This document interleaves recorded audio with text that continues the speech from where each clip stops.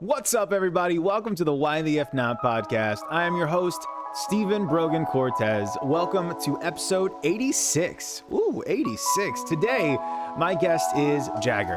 She's a friend I met back at Rockwell. She was hitting them light switches and whatnot, and I've always been following what's going on with her life as a writer, as a creative.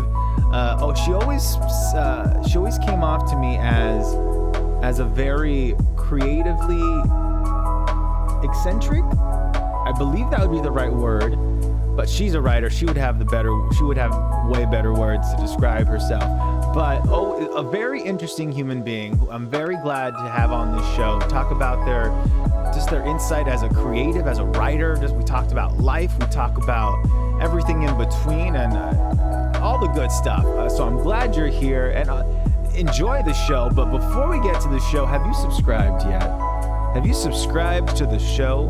Have you liked it? Have you left a rating? I think Apple Podcasts you can rate, and on Spotify you can rate. Rate us. Rate us. It's just me. Rate me. just whatever. Give me 1 star. But if it's 1 star, you got to give a good reason why. Like a really detailed reason why, you know? And if it's 5 star, 1-word answers only, okay? If you give me 5 star, just 1-word answer. Rad. Dope. Amazing. Swish swish. That's 2 words. 1 word if you put a little like mark, like a little dash right there. Swish swish. But yeah, come on, subscribe, have fun. But that's it. No more telling you to call to action and go subscribe or anything anymore. But go do it. But without further ado, episode 86 with Jagger. Let's go. And we are up and running. Jagger, welcome to the Why the F Not podcast. Thank you so much for being here. I appreciate it. It's been a long time. Yeah, actually, I think this is like a good place to start. Where did we meet? Rockwell. It was Rockwell? Okay. Because that's you like were so long ago. Oh my God, Rockwell was like another lifetime ago. Yeah.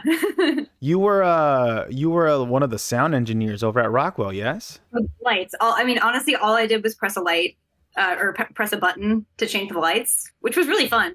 It was actually that is, from my perspective, that was a great part-time job. I liked doing it and like participating in theater in a way that didn't make it wasn't about me like writing or directing. It was just like a helpful crew thing, action to do, to work for the show. So I enjoyed that. But yeah, that was like a lifetime ago. Which shows do you remember working? Like which ones like stand out to you? Girls and Home Alone. There was a Breakfast Club, or was it not Breakfast Club?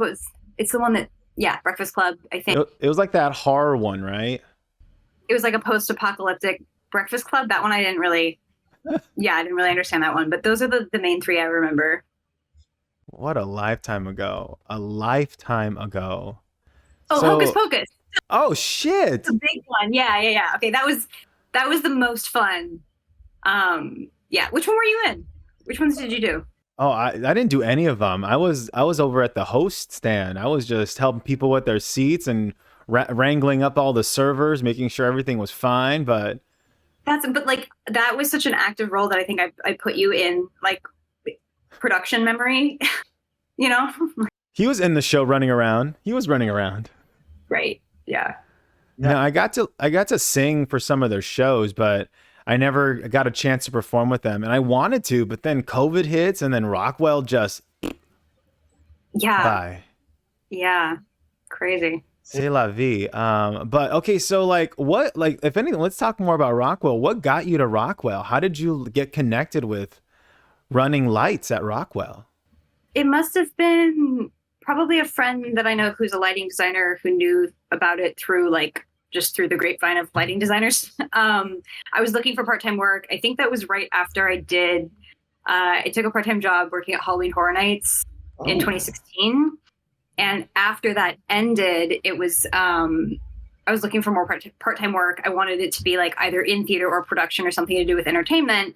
And that came my way. I was happy to take it. So at that time, at that point, I was kind of like piecing together creative production work.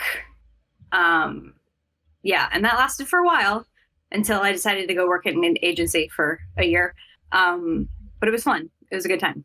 Right on. And so I like what you just said really quickly before. You want to do something that wasn't necessarily writing, directing. Is writing and directing? Because I know you have your short film, 2021, was it? Oh, Excuse me. that's a short script. It's called 2000. 2001. Excuse me. Thank you. 2001. So would you say that writing and directing, that's your forte? I mean, yeah, I went to UCLA for it. Ah, For theater, for writing and directing. But obviously the more lucrative way to write and direct is to do film and TV. So yeah, I've more pivoted into that space, but theater will always be close to my heart and probably something that I return to in some capacity. Yeah. yeah.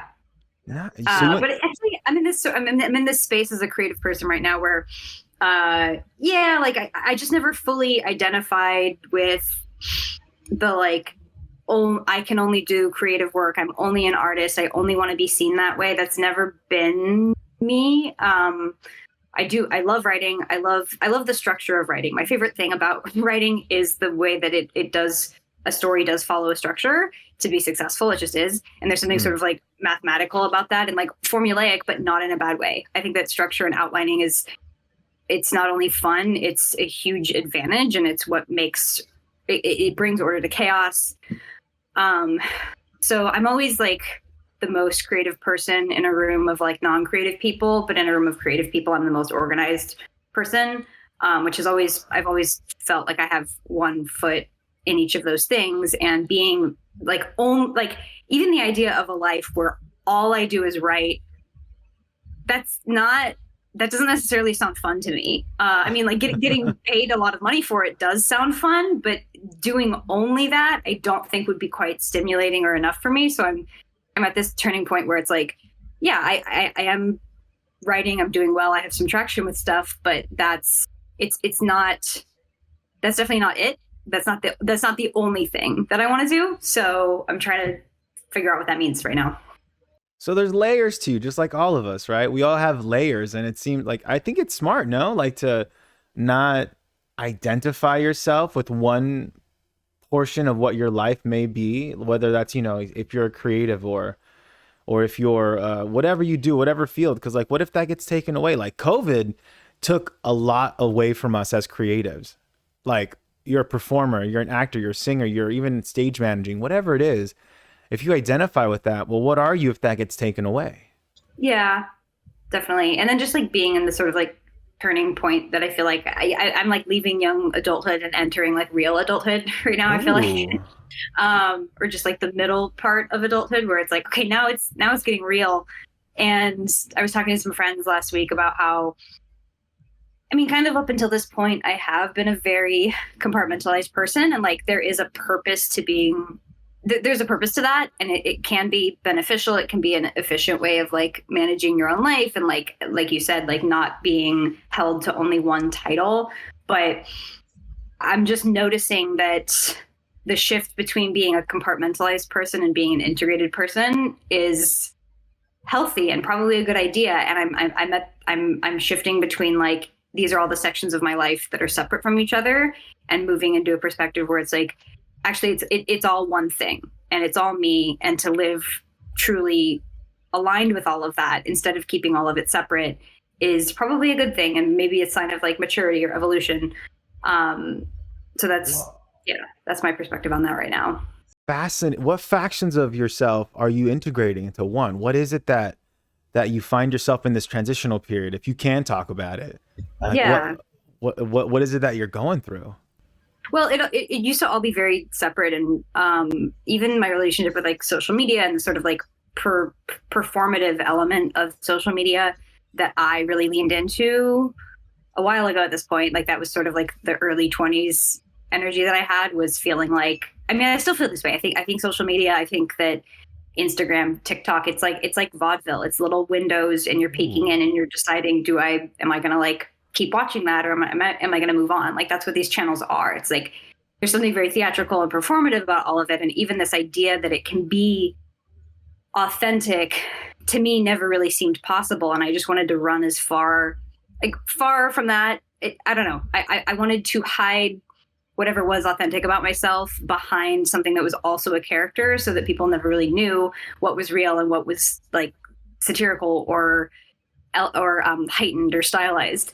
And that was fun. I mean, like I'm not like upset that I did that, but that was the way that I saw that. So that was like a very compartmentalized way of like, I won't even, I can't be myself in any of these platforms because they don't actually lend themselves to any kind of authenticity. So my response to that is to try to do the opposite and create something that is so deliberately over curated and kind of over the top. And I did that for a while, and I pivoted from like Instagram to Twitter, and I had a joke Twitter that was successful for a while, and I got a lot of like traction with it, and it was really fun.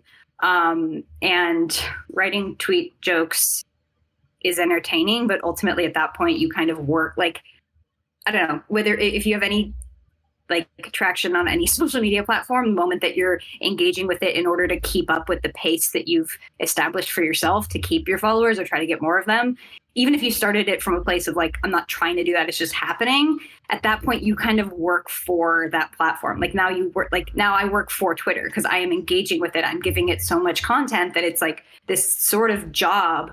I don't know. So that was like, social media was always very compartmentalized. Job, like work, I always tried to keep work really separate from whatever the rest of my identity was, even as a creative person, even working for production companies or even being hired as a writer for stuff. I tried to separate those things where it's like, this is my work self, and then there's like a private self. And I think it is about privacy and maybe control, where to be compartmentalized and be like, I'm going to bring a very presentational self to this job or this environment is, yeah, I don't know. It's just a way to control perception.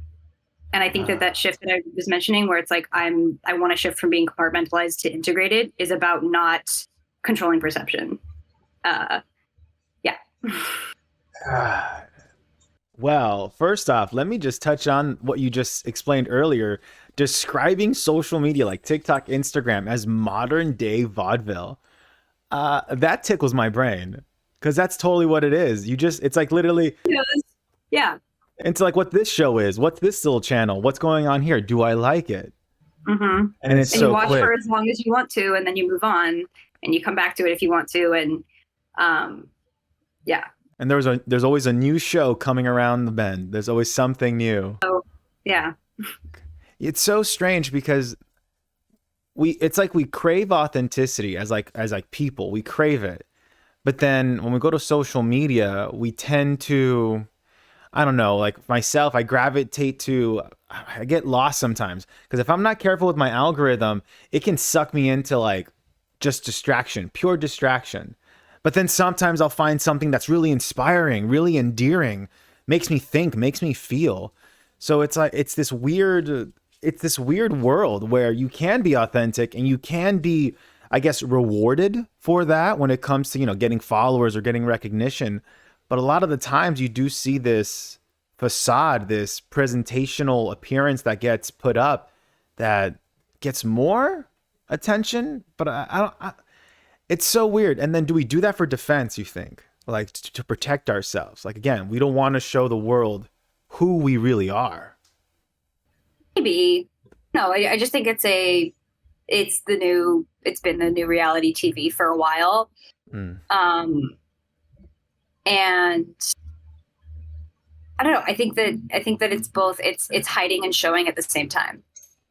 Hiding and showing at the same time. I think so. And I'm not that worried. Like, people seem to be like worried about. I mean, yeah, like for young people, it's a little concerning because like we don't know what that's going to do to kids who have grown up on it, but I'm not really that worried. I just think that this is all a process of integration. This is we were we have been separate from our computers for so long. Like, they are an object and we are a person in the real world, and now the real world is like blending with the computer. So there's that integration process, I think, is intimidating, but I made this decision recently to like, I refuse to see that as a negative. I'm refusing to see any kind of like internet, the next stage of the internet being like way more faster and like present, and like whether we're in it all the time. I'm talking about this thing. I'm essentially talking about like singularity and like merging with technology. And obviously, like,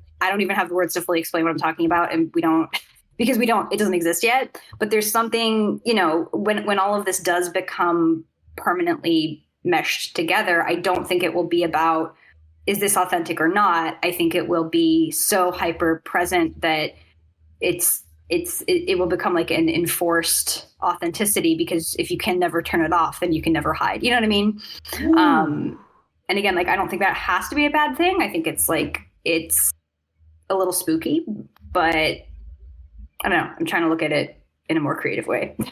It's exciting too. It's just change. It's ultimately change, I mean, you want to talk, like, you don't know the words to explain, what you were just saying. You don't have the exact words or whatever to explain the singularity, or when we all become one with technology and humans, whatever. But I'm sure we can go to ChatGPT and see if it can whip something up for us. Like, you have all these AIs now just getting better and better and better and better, that, I don't know. Do you think, like, as a writer yourself, do you feel any kind of threat? Like, do you feel threatened at all by something as ChatGPT coming to the rise? No, not at all. Do you think the genuine creativity humans offer can overpower anything an AI can? I'll put it like this. No one was like freaking out when hammers got invented, like worried that houses were going to start building themselves. You know what I mean? That's fair. But I don't know. That's the best way I can put it. It's like, I'm not threatened by that. I think that there are creative people will bring creativity to tools. Like, that's what we do. And there's like an exhibition at a gallery that I'm trying to see tomorrow or later this week. That was, a visual artist who the gallery exhibition is AI generated paintings. And it's like, at that point, does that belong to him? Did this artist actually make what these paintings are, or did he program something to do it? And is there a difference between those things? So yeah, I don't know. I think that we're already there, and like, people are already going to start using it. So I don't know. It's car versus horse and buggy in some ways, I think. I feel that. I resonate with that. Because then, like, the artist, because the AI doesn't create anything unless there's an input someone enters. So there's still that human element. That artist still had to write out the prompts to what they wanted, change it around. Yeah. And also, like, there's just no threat to humor. Like, it's all good, and maybe it'll keep getting better, but humor is so human. And that seems to be its biggest limitation right now. Is like, it definitely doesn't have a threat to comedy or what might be funny, because that seems to be a pretty human thing. And if you even think about like the animal kingdom, like, I think there's some kinds of like apes or other like monkeys that do understand humor and they laugh, but that's it. It's like us and like our monkey ancestors, and that's it. Like, humor isn't anywhere else. Like, dogs don't think things are funny. So humor is this like pretty advanced thing that we don't really understand, and AI doesn't really pose a threat to it, because I don't even know if we don't seem to understand how to teach it what is funny. So I don't know. I don't think comedy is under threat specifically. But yeah, I don't think it's a threat necessarily to any kind of creativity. Because at the end of the day, I mean, like, again, like, humor is something so complex and so human, like you said, that, ChatGPT could be good at pulling references and information really quick, or which is basically like a research assistant, right? Like an instant assistant. And like, that's essentially being able to move in hyperspeed for boring stuff. Like, it's instant help with stuff that would usually take you a while. Like, the way that it's like, we don't have to go to libraries to look up stuff that we'd ask Google now. It's sort of like it's a version of that. Wow. Well, I can get sucked into ChatGPT all day, but I want to talk more about you, and let's talk about your first moment into the world of creativity, of artistry, of thinking, like, why not try this? Like, what was your first, what were your first steps when it came to being a creative? Mm. I mean, honestly, like the value that I placed on like other people's opinions and the fact that like I was told that I was good at it in school. Like, you know what I mean? Like honestly, like I liked the praise, and I was just told, I kept getting told by teachers and mentors as I was growing up that it's like, hey, you seem to be really skilled in writing, and that mattered to me because I cared what they thought. Mm. And um, but obviously the my attraction to writing was very natural, and it came, yeah, it came really naturally, and then I received praise for it, and I was like, oh, that's, if that's a job you can have, then that sounds great. Um, yeah, and I got accused of plagiarism in, it was like fourth or fifth grade, and my teacher was like, "There's no way that you wrote this poem. I'm like gonna have a parent-teacher conference with your parents." And then my parents like sat down with her, and they were like, "There's no way that a child wrote this poem." It was about Thanksgiving. It was like about Thanksgiving and gratitude, and it was just this like very, I don't remember the lines of the poem, but it was this emotional response to the idea of gratitude. mhm. And she was like, "I think this is plagiarized," but she didn't really have any proof. My parents were like, "Okay, well, if you search all of the words together, does anything come up? Does it say it's like from another author?" And she's like, "Oh," and you know, but this woman didn't really understand the, like, that was still so early internet, that she didn't even really understand how to prove her own thing. So that was like flattering in its own way. Like, this is so good. You couldn't have written this. I couldn't have done this. Yeah. So that was fun, but yeah, I mean, I guess the like full commit. I don't know if the full commitment even came when I chose UCLA for playwriting. And I did that because I applied to several different colleges for a lot of different things. And like, I didn't know if it was going to be theater, writing, or the arts. I cast a pretty wide net, and I could have gone a few different places for very academic. So I think like there's one place where I was like, I think maybe I want to study forensic science. And another one where I was like, oh, maybe journalism, maybe, like, I was just all over the map with it. And then when the time came to choose, I was at this very emotional, I was in a very emotional place. I had a very challenging senior year of high school. And I was like, yeah, fuck it. Like it was kind of like a fuck it decision when I was, 17, turning 18. And I was just like, I guess I'll go for it. But even then I got a call out that like that, I didn't fully commit to like, I'm going to write. Honestly, I made that commitment in 2020. And between college and 2020, which wasn't that many years, it wasn't that long between those things. I was just sort of like spinning my wheels, trying to figure out how to like be alive, function as a person, and not like constantly hemorrhage money, which is most of our problems, right? So Yeah. like the fully like, okay, I'm going to plant the flag. I'm going to actually actively commit to pursuing writing. I didn't do that until 3 years ago. So were you just, my friend put it this way, were you stuck in like a state of analysis paralysis? Putting it, yeah, but it's more anxious than that. Like, I guess not paralysis. It was more, there was just so much motion and not really knowing where can I be safe. Like where, you know, which now I'm like, oh, yeah, nowhere. You know, now I've accepted it. Like, you know, both with work and with people, it's like, I don't know. It's just like, it's constantly a trust fall. But yeah, I would say it was more like anxious spinning. It wasn't really like paralysis. It was just like, I'll just try this. I'll just keep trying things, but like not, and nothing's fulfilling, and you're scared, and money is just terrifying. And like the you know, I'm sure you know this, but it's just like, you know, you add up the costs of being alive, like just your functioning operating costs as a person, like living, eating, and the insurances that you can't afford, you know, and it's just like, oh, it's impossible. Like I'm already everything is just, I'm just bleeding all the time. And I had to get to a place of calm with that, which is a daily thing, you know, like to not freak out about that. Definitely. Like there's this one video of an older man. I don't know if he was homeless or not, but he was like, why do we have to pay to live? It's such a strange world we live in. You know, we could have this Star Trek kind of utopian society where we all help each other and like it's all for the common good of just growth as a society. Like, yeah, I don't know. I feel like I don't really know enough about economics to make any statements like that. I have my own idea of what a utopia would be and what I think should be free, but I sort of hold my tongue because I'm like, that's not my thing to fix. Like, I'm not I am not that hero. And that's it. And I just don't know enough about, like, even the way, like, there's so many people alive now. No one's ever tried to manage or deal with this many people in a country, a world. You know what I mean? Like, there's so many of us, and that poses just these new challenges that I don't necessarily know how to fix. And maybe water should be free.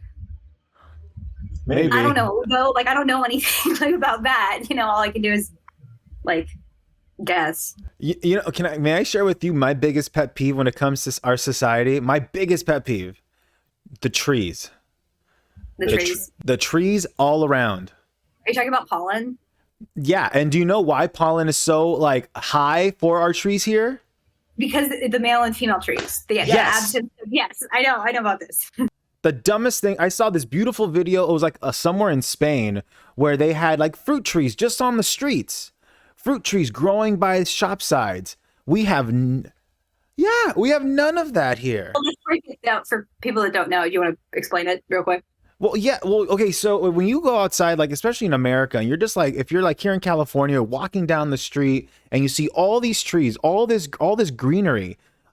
For those that don't know, all those trees that aren't bearing fruit, for the most part, are male. Like, plants have male and female counterparts. Like, it's just how it is, right? And like the male trees just spit out all this pollen, and it has nowhere to go. But and it's getting worse because the trees know that there aren't girl trees. So it's this like tree incel community that is poisoning us, and it's just like spurting out like pollen sperm, basically. Yeah. And because they're horny trees with nothing to mate with, and they're miserable, we're miserable. Just bring in the ladies. We're the lady trees. Bring in some lady trees. But I guess to add to what you were saying, I don't know, was this the deliberate fucked up decision behind that, to basically be like, if we have the female trees and they bear fruit, that'll be free food for people, and we don't want that? Basically, like, yeah, I can't. I don't feel fully educated because I know I saw that, I learned that in college, and I can't like pull the exact reference, but I'm pretty sure that was a deliberate choice.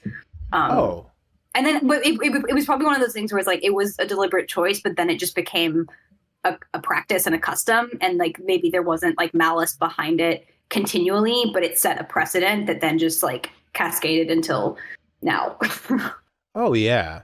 But then like you look at different cultures, and like, so my mom's Salvadoran, and whenever we moved and whenever we were looking for a new house, the first thing, if anything, the main thing that we cared about is that we go to the backyard and we would see, is there a lemon tree? Is there some sort of fruit tree? Like, that's important. Like, can you imagine like how helpful that would be just for like the homeless population across the country? Like, if they could just have fruit to eat, just to help them sustain themselves, or even just walking down the street and just picking a fruit. And I'm like, all right, cool. An apple. How lovely. Yeah. But then you'd have conspiracy theories being like, don't eat the public apples because they're full of drugs. You know what I mean? Like, it would turn so quickly into like, don't eat the public fruit. It gives you cancer. Public fruit gives you cancer. Oh no. It's chemtrails all over again. I don't know. Like, I grew up in Sacramento, where it's actually like a city mandate that every house has to have a tree planted on the property, like you're saying. But the cheapest tree is this like dark. It's got really dark cherry red leaves, and it's a fruiting tree, and there's these tiny cherry fruits that aren't good to eat. Ooh. And every spring, and so that's most of the houses in Sacramento, because people who build houses don't want to spend more money on a different kind of tree. It's all the same kind of tree, even though it's an option to pick any tree, they all pick the same one. And then everybody's sidewalks and driveways are covered in this fruit that nobody wants, and it's not tasty, and nobody's harvesting it. So the sidewalks and the streets and the driveways are just covered in this smeared dark red stuff and it gets all over your shoes and it's sticky and it's kind of a problem. Oh. So I don't know. We think there's an easy solution and then there's a downside to it. You know what I mean? Like, because that sounds it sounds like a very strict mandate to like uphold, right? But it's helpful for everyone except if you're just sprouting all these useless trees around. that's what I mean. Or it's not. If there was variety in the selection, it would make for a pretty cool community. But again, because of like being cheap and just wanting to meet the bare minimum of whatever, if you're a developer, you going for the cheapest option and then you're overpopulated with the same thing everywhere. Oh gosh, no. My mom's house is a jungle, man. Like all these incel trees everywhere can suck it, but my mom's house is a jungle. She has like an avocado tree. She has guayaba trees, lemons, pomegranates. She's like, no, I need my fruits. I need them around me, please. That's cool. I would like fruits and vegetables in a garden one day when I own property, which hopefully God. One day for all of us, we'll all own property, or maybe we'll just all move to a commune, you know? Fuck it, you know? Go away from society. We'll make our own little commune, make a little community, have a theater, a little school. Theater. Yeah. Oh man. So let's see. I want to talk to you about a little bit about your short film. So was that tell me. Just a script, excuse me. Thank you. Your script. Yes. Yeah, that one's cool. I mean, like that. Wait, just a script and it's like won all these awards and like all these accolades I saw? Congratulations. Thanks. Yeah. I mean, that one, like, it's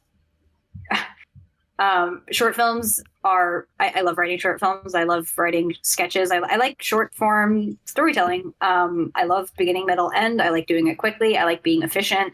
So something like longer format, like a full screenplay, like is obviously a lot of work, but I find a lot of satisfaction in doing like a lot of like tiny projects, which is not necessarily a wise choice and not advice that I'd give to other writers. But yeah, I finished that screenplay during COVID at some point, and instead of like I learned that there is no real way to find funding and like the best thing to do if you wrote a short is like if you are going to get it produced, you should direct it, because like that's kind of the best way to get attention as a writer director. Anyway, so I realized like, oh, this is not, I like this script a lot, but it's kind of useless.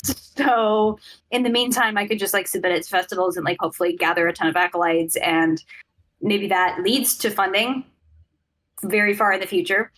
And actually my friend Ella, who's a producer and an excellent videographer, is helping me. We're working together to maybe put together a pitch to try to get funding for it, which is fun, and like only happened because I was like, I got all those accolades, I posted about it, and she was like, hey, this is really cool. I think I know people who are looking to fund short film, like narrative live action short films. Like, let's try to do it.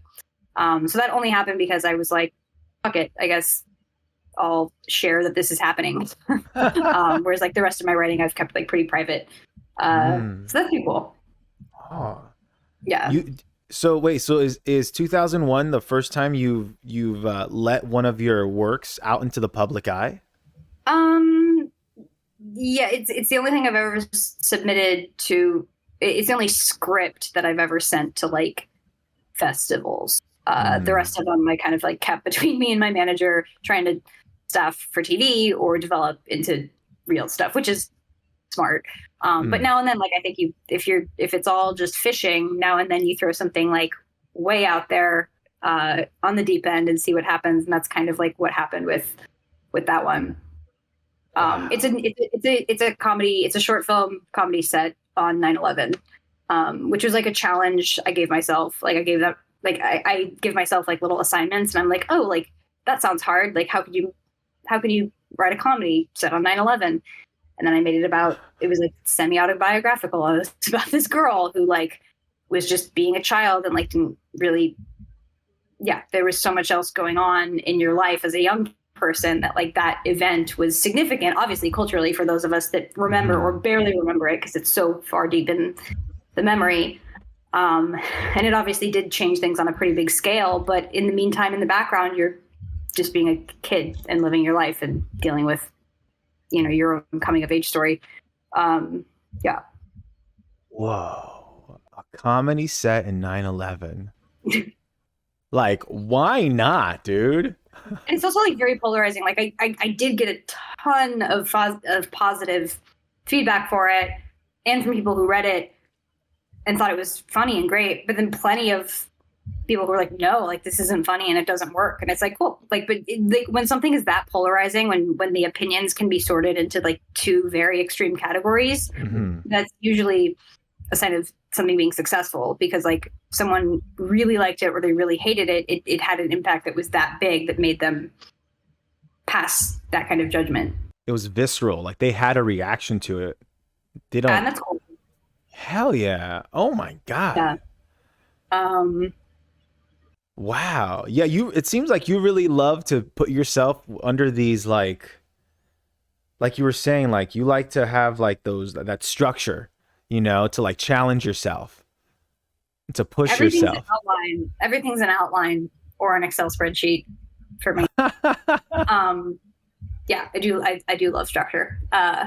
Or like an assignment, like a challenge of like, I'm going to blend these things together that shouldn't go together. Because that usually makes for an interesting original voice. I mean, yeah, when I think 9/11, comedy isn't the first word that comes up. So that's definitely grabs the attention. Yeah. All right. Well, let's see. So I don't know how long this next part's going to take.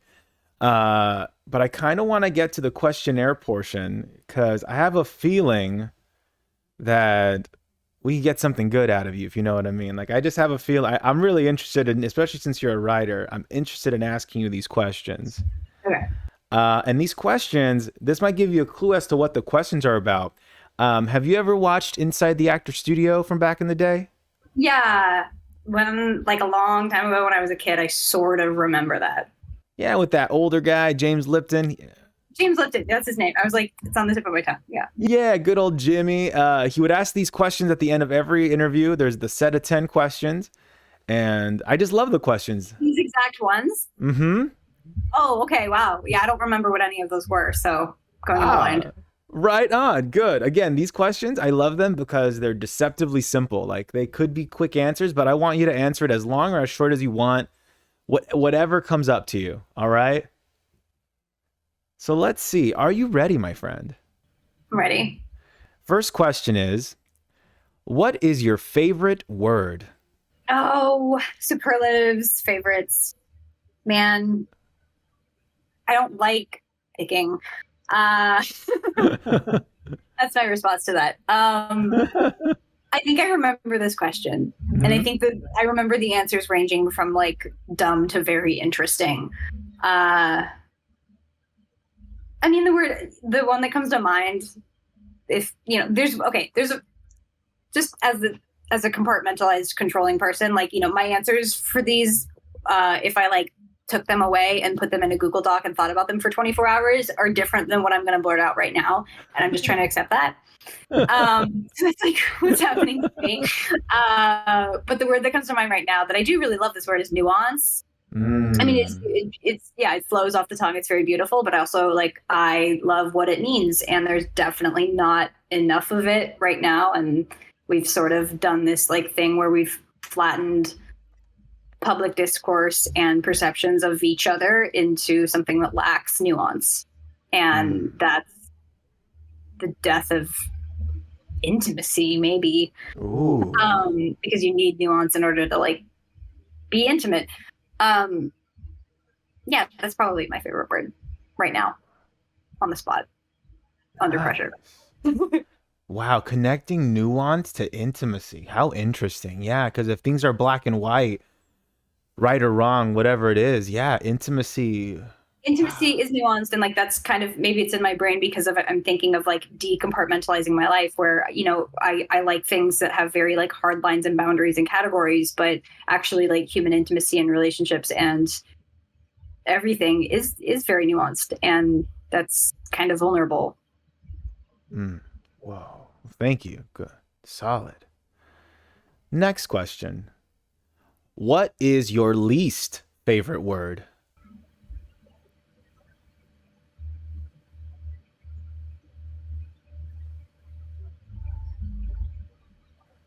triggered. Oh. I don't know.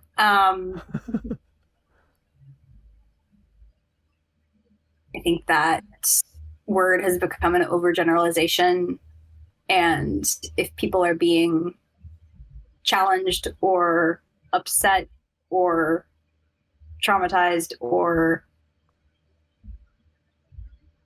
fill in the blank, I think that that word has become like a generalization. And like instead, if you remove that word and you get more specific about how you feel, if something is like upsetting to you, you should, that's how you find nuance. You go from something like overgeneralized and you turn it back into like the truest core thing that's happening and going on with you. Because I think that like if any kind of like knee jerk reaction, there's an urge to either like use that word or overgeneralize. But if you keep going, if you keep chasing the questions and you go deeper and deeper and deeper beyond what that means, and you get to like, actually, I'm feeling this other way, and it's a lot more specific, and I think a lot more authentic and true. So I don't know. I think maybe I picked that word because if we're doing favorite and least favorite, nuance is sort of the opposite of what the word triggered has become to mean. Maybe that's why I picked that. Yeah. Dig it. Yeah. You're not taking the time to express what you're truly feeling. You're just jumping into that, almost using it like a shield. Being like, I'm just triggered. Yeah. It's sort of a like conversation ender. Yeah. Like, stop it, I'm triggered. Instead of being like, yo, like this made me feel A, B, C, D, and having these feelings and a memory pops up or this or that, whatever's going on in the moment. Like there's no honesty, no nuance. Yeah. I mean, maybe it's true sometimes, but maybe sometimes it's a lack of introspection. And yeah, whatever can get us on the path back to nuance. That's what I want. Dig it. All right. Next question. What turns you on? Emotionally, spiritually, or mentally? Okay.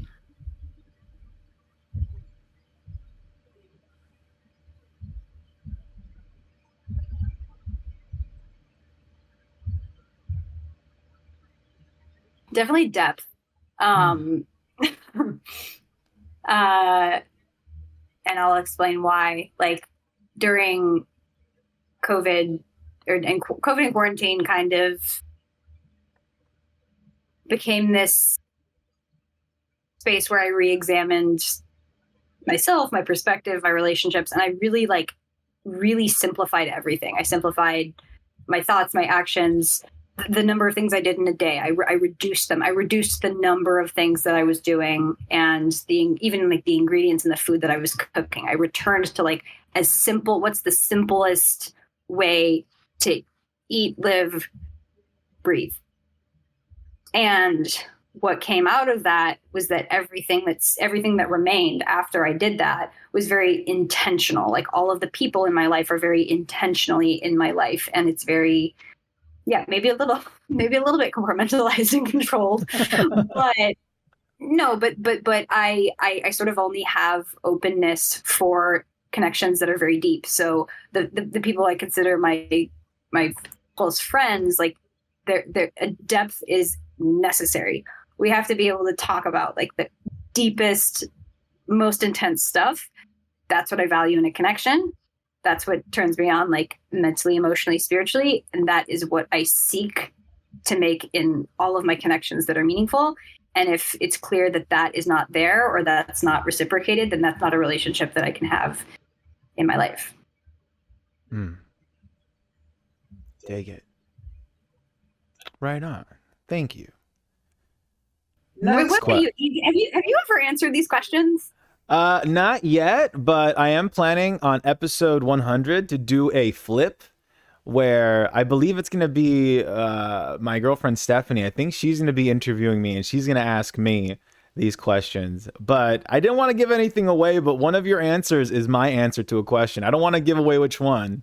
I've only done 3. Okay. Shit, you're right. Not that many. Well, my favorite word is also nuance. I love that word. Oh, Again, What's like what's your reason? I like nuance because I don't know, maybe it's the sage in me. I don't like things being either right or wrong, yes or no. I don't, especially like like so as like as a people right now. I don't appreciate how we've become in the last 5-10 years. Again, so like you're either red or blue. You're either this team or that team, and if you're not this team, well, we're gonna not talk to you anymore. And I'm like, what? Why aren't we talking to them anymore? Like just because you're a Republican doesn't mean I hate you. Just because you're a Democrat doesn't mean I hate you. Like, let me get to know you. And if there's reasons why I don't vibe with you, let me find those reasons. But I don't want a label to be the reason why I don't talk to you. And I think that like when you talk to people on an individual level, like seems to be, I don't know. I found some agreement when it comes to that. When you can make an individual connection with someone, but if you try to communicate with people as a group, they're like, no, but like on a personal level, nuance does seem like something that we all want and require, but then you get large scale with it and suddenly it's not anymore, which is interesting. Because it'll get chaotic, especially large scale. And you have to kind of be okay with that chaos, that not everyone's going to agree. Like, that's why religion, like, I love faith. I love people's individual faith. Like whether that's with Christianity, Buddhism. I have some friends who are Satanists. They find beauty and peace with that. But then when you get... Religion is different, yeah. Yeah, religion, that's when you get to talking to people, when you group people up and tell them, I'm right, this is why I'm right, and they're wrong. And it's like, whoa. I think it was Adam Driver no, it was Andrew Garfield.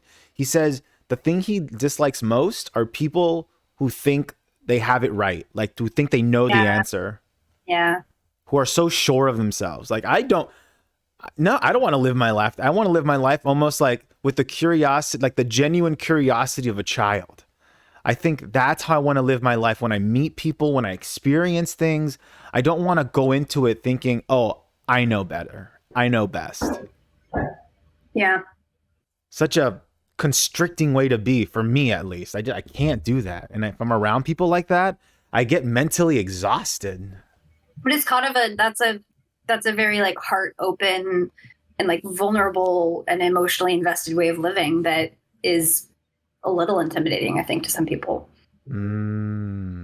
Cause my girlfriend Stephanie, she's one of the things she told me was, I want my energy to either inspire or trigger the people around me. Yeah, easily said.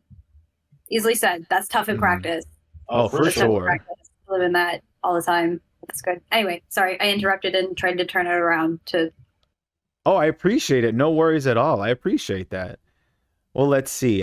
Next question. Let's see. I believe we're here. Yeah. What turns you off emotionally, spiritually, or mentally?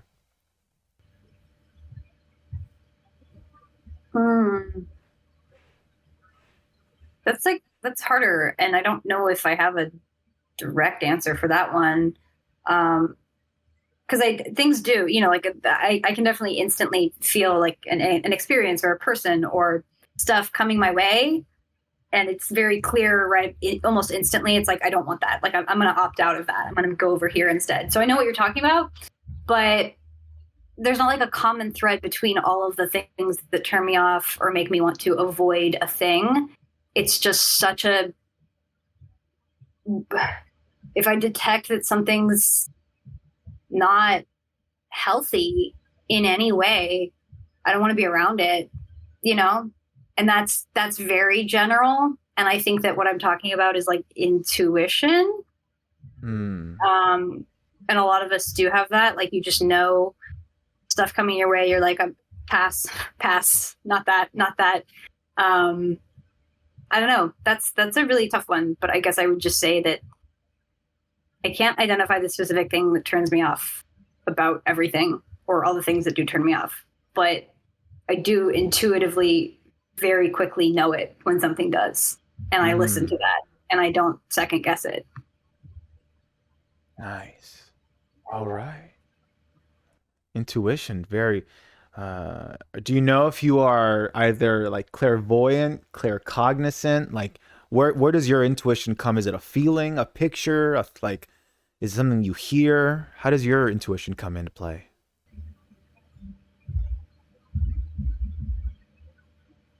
It's all very abstract, but it's like, yeah, like vibes and energy. And like, I guess like a lack of openness. Like, I guess if I'm meeting a person, if there's not that like moment of eye contact before you're about to connect with someone, when you're like agreeing, you're like, we're about to start talking. You know, there's this like agreement that you make in eye contact and physicality. When that isn't open, I'm just like, no. And I won't try. You know what I mean? Like, then I won't even, like, your door isn't open, then I'm not going to open mine. If that makes sense. Like, there has to be, I guess it's kind of coming back to what we were talking about with the nuance and the, like, you got to be open. You got to be open. And if you're not, I don't really want to hang out. I mean, you're only going to attract those kinds of people if you are in that vibe, in that energy, in that frequency, if you will. If you're not open, you're just going to attract that. And if anything, seeing someone who is open is going to frustrate you probably. Okay. That gives me an idea. I guess like something that does turn me off, both in myself and in other people, is like hyper reactivity. Like when there's reaction without forethought, or like any kind of like impulsive reaction that is a judgment or an assumption. And I have to catch myself doing it all the time because it's so hardwired to be like that. But anything like the low frequency feelings like fear, anxiety, jealousy, envy, anger, like those really sharp, aggressive things that come up, which I think like are really important to flag it when it does come up, because you need to understand why that's happening. Mm-hmm. But you can't take it with you into conversations, into your interactions, because then you're reacting from that place. So if I just, both in myself and in the outside world, when that's happening, I just feel the need to I try to take the moment and like take a deep breath and decide and like examine before I react. So I guess the things that turn me off are like people that don't examine before they react, stuff like that. That they react instead of responding to a situation. Yeah, or just like the sort of like instant response that's not fully in integrity, I guess. Yeah. Yeah. Oh, yeah. Dig it. What a journey. That was wonderful. Thank you. All right, next question. What sound or noise do you love?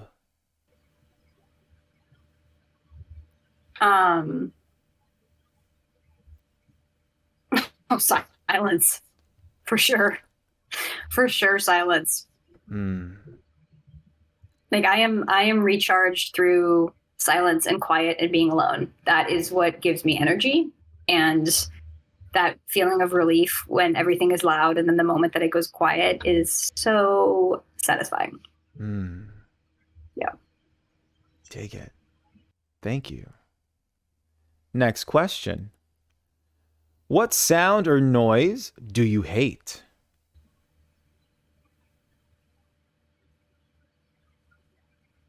I can't choose one thing, but there's sounds that I will associate with like past experiences or like jobs that I didn't like. And like there was a job where I had to like scan in to a building, and I can remember the sound of the badge hitting the place where it had to scan, and then it would let you in. And that just became so, it was like this sound that told my brain like, oh, we're walking into an environment that we don't like.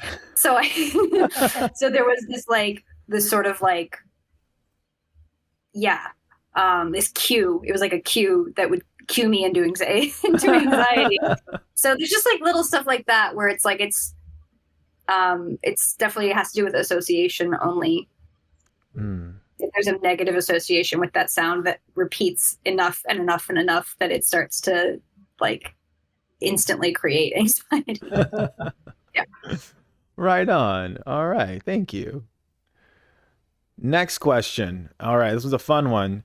What is your favorite curse word? I don't know if cum is a curse word, but I feel like you can't say it on TV. So which word? Cum. Oh, yeah. Yeah, right on. Yeah. the reference of like, yeah, any reference to ejaculation or orgasm. Yeah, self-explanatory. Like not. Yeah. I don't have to explain.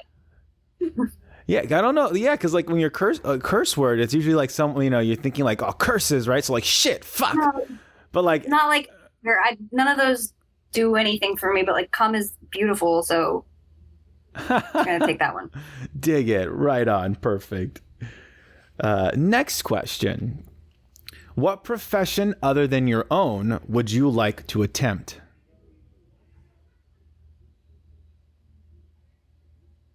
Farming. Oh. Which I think that maybe only like on a small scale, like, you know, to be a farmer with like a ton of land and a ton of responsibility and a ton of crops, that sounds like not great. But I mean, like in the sort of like individual sense, to be able to like manage. I do have a sort of like homesteading fantasy where I live like off grid, and I grow my own food, and I like have farm animals. So, and that is like, it's so involved. It is a job. It's not necessarily paid, but you're definitely working for yourself. You're working for your family. And there's something very attractive about that kind of like physical labor and being so in so much direct contact with like sunlight and nature. I think that would be very fulfilling. Whoa. Yeah. Not necessarily. Yeah. Working for yourself. Would you have a farm purely with crops, or would you have animals on your farm? Yeah. Like farm, like animals and garden, but like manageable, you know, I'm not talking about like huge, like I'm just talking about like a little, you know, enough for me and the family or partner.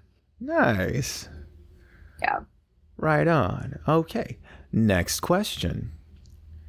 What profession would you not like to attempt? The rest of them. All of them. Yeah, I'm not gonna shit talk like any specific job, because like they all have a purpose. I just think that they're all, if it's in the categories of, again, the categories of like, I desire it or I don't desire it. Like, I do not dream of work, you know, like, I mean, I kind of do. I do dream of spreadsheets, but that's not work. That's not work. That's, yeah, something else. That's play. That's satisfying in a different way. I mean, I actually found out that there are esports game like tournaments for Excel. I've seen those on TikTok. They're intense. Like the coding that goes on, the way they organize things, and they have them side by side, like they're competing. I haven't watched. I need to watch. I need to set aside time to watch that, because it will bring me joy. Ooh, you're gonna get down a crazy rabbit hole. That is a wild world. People that know how to like use an Excel spreadsheet, and I mean use one, not just putting in the columns. Yeah. There's like really advanced shit. And actually, like, maybe that's actually, if I could learn something from it, that would be like the dream goal. Like, I do enjoy pleasure, but I prefer there to be like learning and pleasure at the same time. So right on. Which is what an Excel tournament would do for me.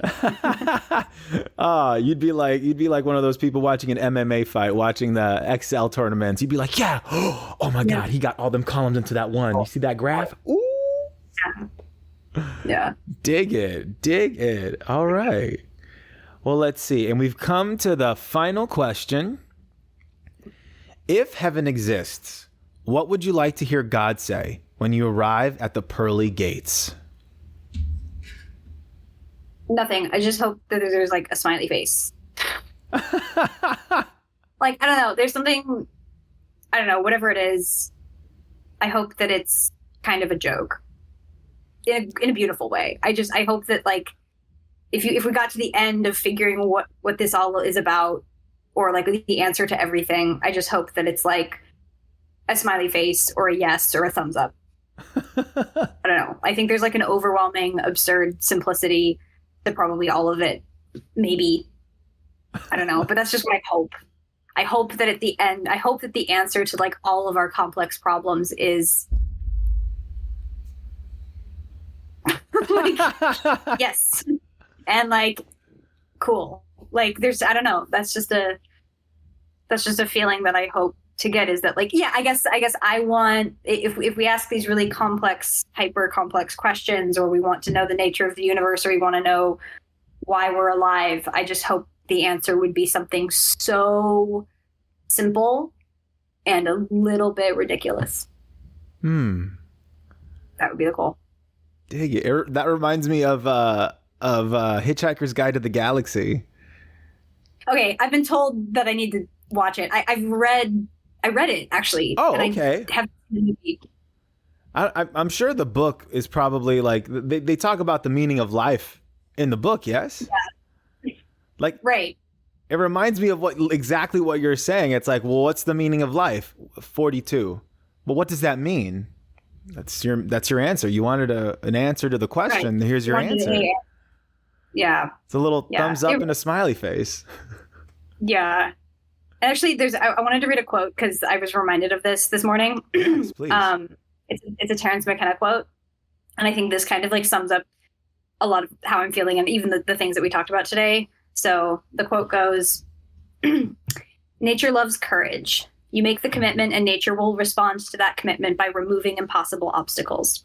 Dream the impossible dream and the world will not grind you under, it will lift you up. This is the trick. This is what all these teachers and philosophers who really counted, who really touched the alchemical gold, this is what they understood. This is the shamanic dance in the waterfall. This is how magic is done, by hurling yourself into the abyss and discovering it's a featherbed." Wow. Or a smiley face. Or a smiley face. Oh, man. Well, wow. Thank you for sharing that quote. And we've made it to the end of the podcast. And now it's your chance, Jagger. I want you to, if there's anything to share from people listening, if they were to find where to find you, anything you've been working on to check out, anything at all about you, like this, please let them know where they can find you. Oh, that's it. I think you'll tag me, right? Yeah. That's it. It's in the description. That's all I got right now. Yeah, I got other stuff to do, but for now, that's it. All right. Well, hey. Yeah. Thanks again. It was really nice talking to you, Jagger. This was very enlightening. Yeah, thanks. Yeah, for sure. If you ever have like more conversations, or if you ever get on like, if you ever do like more than one person and you have like group conversations, let me know because I like participating and stuff like that. So. Heck yeah! Like honestly, I would love to one day, once I have a home and not an apartment, to have like a space, like a podcasting studio space with microphones, a bunch of iPhones just recording the video. But yeah, that would be a dream. Heck yeah. You're definitely welcome back here anytime. Anytime. Cool. Well, here. Yeah, well, thanks. Yeah, of course. Let me just have us just well, there we go. Episode 86. Done and done. Crazy to think that all this started just during COVID as cheap therapy for myself, and now I have friends inspiring me. I swear that quote Jagger ended off with really, oh God, it was just, gotta like sit with it now for a sec. Have faith in your creativity, right? That you're gonna fall on a feathered bed, just jump into the abyss. That's what this podcast was. I didn't feel like I jumped into an abyss, but moreover, I felt like I was screaming into an abyss. And this microphone was my doorway into that abyss. Just like, I'm here, I exist. That's what this feels like for me. So you go make your own podcast if you want to. It's easy. I can do it. You can do it too. It's fun. Why not? Have your friends on the show. Talk about anything, everything, everywhere, all at once. You know what I mean? The movie and everything else. But all of Jagger's Insta, or her Insta, I think that's the only thing she's got, right? So, I mean, she's popping on Instagram. Go check her out. Check out everything she's got going on there. My links are down in the description as well if you want to check out. Got a YouTube channel. I game sometimes. I do whatever I want. Like I could compartmentalize like Jagger and be like, all right, this is my YouTube channel for gaming. Okay, this is my YouTube channel for podcast. Nope, it's all going there all at once. Have fun, enjoy it. I'm gonna make some singing stuff maybe. I don't know, I want to. Why not? I'm a little nervous. But I'm definitely inspired to write more. The way Jagger was explaining the writing process about having structure and making it more fun that way and challenging me. I don't know if it's just my undiagnosed ADHD-ness, but that seems like a fun way to start it because I feel too overwhelmed just looking at a blank page, you know? feel like, oh, what do I write? A prompt, structure, some guidelines would be fun. I might try that. Hey, why not, right? You go try something too you haven't tried, because why not? And before we leave, most importantly, don't forget that you're enough, you're more than enough. It's incredible how enough you are. Okay, bye. I'm going now. I'm gonna make some food. I'm gonna make some food. I'm gonna eat it up. Put it in my tummy. Gonna be really yummy. Yummy tummy.